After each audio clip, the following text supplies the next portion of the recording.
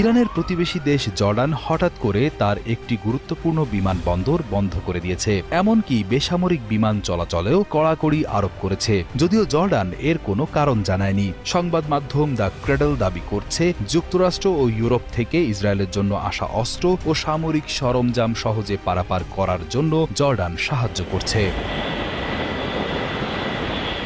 খবর পাওয়া গেছে, মার্কিন ও ইউরোপীয় সামরিক বিমানগুলো জর্ডানের আকাশসীমা ব্যবহার করে ইসরায়েলে অস্ত্র পাঠাচ্ছে। যখন ইসরায়েল ইরানের তেহরান, ইস্ফাহান এবং নাতানজে হামলা চালাচ্ছিল, তখন জর্ডানের আকাশে কিছু অচেনা বিমান দেখা গিয়েছিল।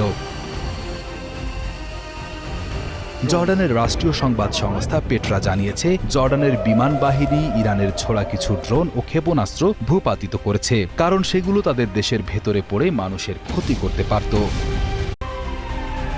ইরানের প্রতিবেশী দেশ